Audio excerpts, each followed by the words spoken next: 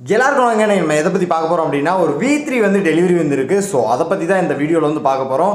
அப்போ உங்களுக்கு எடுக்கலையா ப்ரோ அப்படின்னு சொல்லி கேட்குறீங்களா? இல்லை ப்ரோ, எனக்கு வந்து எடுக்கல. பட் அந்த V3 எடுத்ததுக்கப்புறம் தான் எனக்கு வந்து பயங்கர கிரேஸ் வந்து ஆச்சு R15 மேலே. ஸோ அதனால சொல்கிறேன் நான். ஓகேவா, லாஸ்ட்டில் சொல்கிறேன், இந்த வீடியோ லாஸ்ட்டில் சொல்கிறேன். அண்ட் மெயினாக எதுக்கு இப்போ ஓப்பன் பண்ணோம் அப்படின்னா, இந்த டெலிவரி வந்து ஆல்ரெடி வந்து டெலிவரி நாங்கள் எடுத்துட்டோம். ஓகேவா, ஸோ எடுத்ததுக்கப்புறம் தான் இந்த வீடியோ நான் வந்து ஷூட் பண்ணுறேன். அதனால் ஒரு சில டீட்டெயில்ஸ் வந்து ரொம்பவே தெளிவாக எனக்கு தெரியும். முக்கியமாக பேமெண்ட். ஸோ டெலிவரி பார்த்துட்டு பேமெண்ட்டை பற்றி பேசலாமா, இல்லை பேமெண்ட்டை பேசிட்டு டெலிவரி வந்து பார்க்கலாமா? 1 2 எதை தொடுறீங்க, ரைட்டா லெஃப்ட்?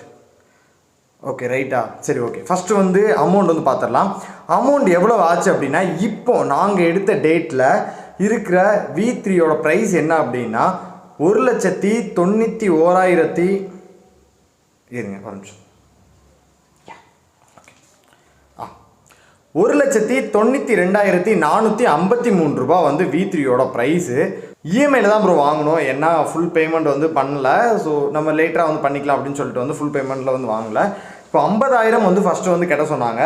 அதுக்கப்புறம் ஆல்ரெடி வந்து புக்கிங் அமௌண்ட் ஒரு 2,000 ரூபாய் கட்டியிருந்தோம்ல. ஸோ அதை மைனஸ் பண்ணி பார்த்தோம் அப்படின்னா ஒரு 48,000 ரூபாய் கட்டணும். ஓகேவா, ஸோ கட்டி முடிச்சிட்டோம். மீதி எவ்வளோ அமௌண்ட் வந்துச்சுன்னா 1,42,453 ரூபா வந்து வந்துச்சு. ஸோ இவ்வளோ தான் நாங்கள் வந்து லோன் வந்து போட்டோம். என்ன பேங்க்கில் போட்டோம்னா HDFC பேங்க்கில் தான் போட்டிருக்கிறோம். 8.5% வந்து வட்டி, ஒரு வருஷத்துக்கு 12,000 ரூபாய் வந்து வட்டி, 2 வருஷம் வந்து போட்டிருக்கோம். அதாவது 23 மாதம் வந்து போட்டிருக்கிறோம். ஒரு வருஷத்துக்கு 12,000 வட்டி, கிட்டத்தட்ட வந்து 24,000 ரூபா வந்து எக்ஸ்ட்ரா நாங்கள் கட்டுறோம். ஓகேவா, அண்ட் அது போக டாக்குமெண்ட் சார்ஜ் அப்படின்னு சொல்லிட்டு வந்து ஒரு 2,000 ரூபாய் பிடிச்சிக்கிட்டாங்க. அப்படின்னா ஓவராலாக பார்த்துக்கோங்களேன், கால்குலேஷன் படி 1,42,453 ரூபா, 1,42,500 ரூபான்னு வச்சுப்போம். ஓகேவா, ஸோ 2 வருஷம் வட்டி 24,000 ரூபா. 24,000 ரூபா கால்குலேஷன் இப்படி பொசுக்குன்னு கேட்டால் எப்படி சொல்கிறது? அதாவது இப்போ நம்ம வந்து கட்டின அமௌண்ட்டை தவிர ஒரு 50,000 ரூபாய் கட்டியிருக்கோம் பார்த்தீங்களா, அதை தவிர எவ்வளோ கொடுக்கணும் அப்படின்னா 1,42,453 ரூபா வந்து கொடுக்கணும். ஸோ இதுக்கு எவ்வளோ வட்டி நாங்கள் கட்ட போகிறோம்னா 2 வருஷம் 23 மாதத்துக்கு 24,000 ரூபா கட்ட போகிறோம். So plus 24,000.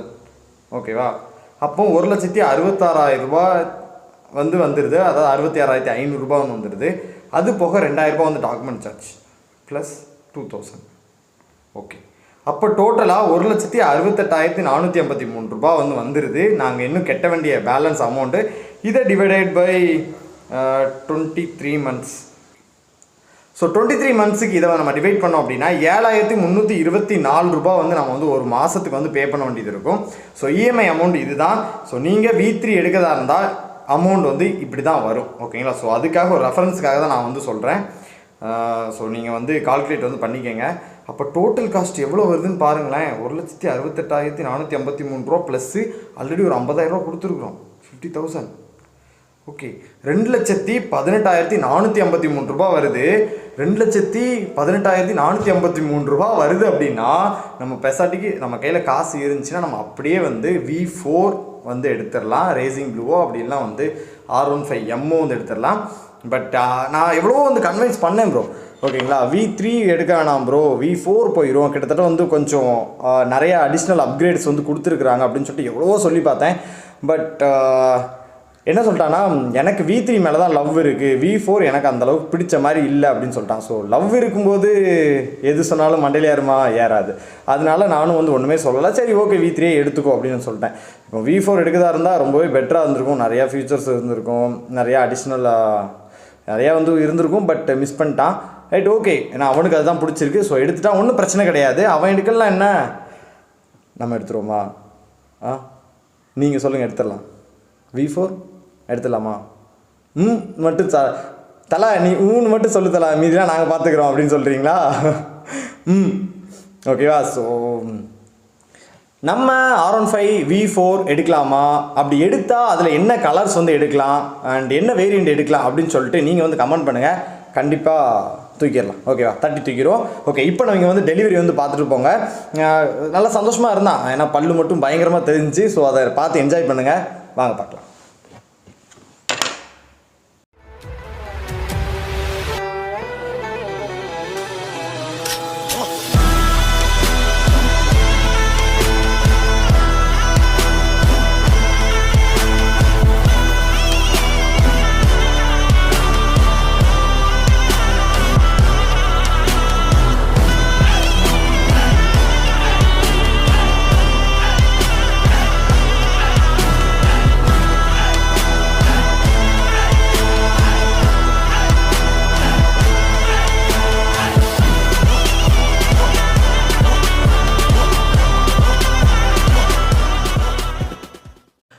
மண்டைக்கு மேலே மண்டை மேலே ஒரு கொண்டைக்கு மேலே ஒரு குட்டியாக ஒரு பூ வச்சுட்டு அழகாக எனக்கு பார்த்தீங்கன்னா இந்த புதுசாக இருக்கிற இந்த பிளாக் பைக்கை தான் இன்றைக்கி நம்ம வந்து டெலிவரி வந்து எடுக்க போகிறோம். ஸோ பைக்கும் பிளாக்கு, ஆளும் பிளாக்கு, ஸோ எல்லாமே பிளாக்காக இருக்கிறதுனால பிளாக் படியும் அங்கே வந்து அப்பியரன்ஸ் ஆகிட்டேன். ஸோ அழகாக இருக்குல்ல அந்த போ வச்சுருக்கிறது. ஸோ இந்த போ வந்து நான் தான் வந்து 2 இடத்துல வைக்க சொன்னேன். பட் இந்த பிளாக் கலர் வண்டிக்கு இந்த போ வந்து ரொம்பவே அழகாக இருந்துச்சு. மேனேஜர் மேடம் வந்து என்ன பண்ணிட்டு இருக்காங்க அப்படின்னா ப்ரேயர் பண்ணிட்டு இருக்காங்க. ப்ரேயர் பண்ணி அவன் கையில் வந்து கொடுத்தாங்க. நான் கொடுக்கவும் வந்து ஸ்னோ அடி அப்படின்னு வந்து சொன்னேன். பட் அவன் வந்து என்ன பண்ணிட்டான்னா ஃபோம் அடின்னு சொல்லிட்டு கேட்டிருக்கும் போலுக்க ஸ்னோவை ஃபோம் மாதிரி பைக்கு ஃபுல்லாக வந்து அடிச்சு விட்டான். ஸோ எனக்கு பார்க்க வந்து ஸ்னோ அடித்த மாதிரி தரல, ஃபோம் வாஷ் பண்ணுறதுக்கு வண்டியை சர்வீஸ் விட்ட மாதிரி ஒரு ஃபீலிங்காக இருந்துச்சு. சரி புது வண்டி தானே எதுக்கு சர்வீஸ்ன்னு சொல்லி கேட்க பதிலாக இங்கே பாருங்கள் எப்படி அடிச்சு வச்சிருக்கான்ட்டு. ஸோ இது மட்டும் இல்லாமல் நாங்கள் கேக் வேறு வந்து வாங்கிட்டு போனோம். கேக்கை கட் பண்ணுறதுக்குள்ளே பல கொடுமைகள் வந்து நடந்துச்சு. என்னெல்லாம் நடந்துச்சு அப்படின்னா வந்து டேங்க் மேலே வச்சு கட் பண்ண அப்படின்னு சொன்னேன். அவன் டேங்க் மேலே வச்சுட்டு நம்ம நார்மல் பைக்கில் இருக்கிற மாதிரி நிற்கும்னு நினச்சிட்டான். அது சரக்குன்னு வலிவிரிச்சு. சரி ஓகே டக்குன்னு வந்து பிடிச்சிட்டா அப்படியே, அதனால் பிரச்சனை இல்லை. அது மட்டும் இல்லாமல் அதை ஜாலியாக கட் பண்ணிவிட்டு அப்படியே வண்டிக்கும் வந்து ரொம்ப க்யூட்டாக வந்து ஊட்டி விட்டுட்டு, அது மட்டும் இல்லாமல் சரி வண்டிக்கே ஊட்டி விட்றாங்களே அப்படின்னு சொல்லி சுற்றி முற்றி பார்த்துட்டு இருந்தாங்க. ஸோ அவங்களுக்கும் நாங்கள் கொண்டு போய் கொடுத்துட்டோம். ஓகே என்ஜாய் பண்ணுங்கோ, எங்களுக்கு கேக் வேண்டாம், ஏன்னா வண்டி எடுத்த சந்தோஷமே பயங்கரமாக இருக்குது, எங்களுக்கு கேக்லாம் நாங்கள் சாப்பிட மாட்டோம் அப்படின்னு சொல்லிட்டு நைட்டு நாங்கள் வேறு ஏதாவது சாப்பிட்டுக்கிறோம் அப்படின்னு சொல்லிட்டு நாங்கள் வந்து கொடுத்துட்டு வந்து கிளம்பிட்டோம். ஸோ செம்ம ஹாப்பியான மூமெண்ட்டு. அதுவும் வந்து ஒரு புதுசாக ஒரு பைக் எடுக்கும்போது இருக்கிற அந்த ஒரு ஃபீல் வந்து என்ன சொல்கிறது, என்ன கொடுத்தாலும் கிடைக்காது.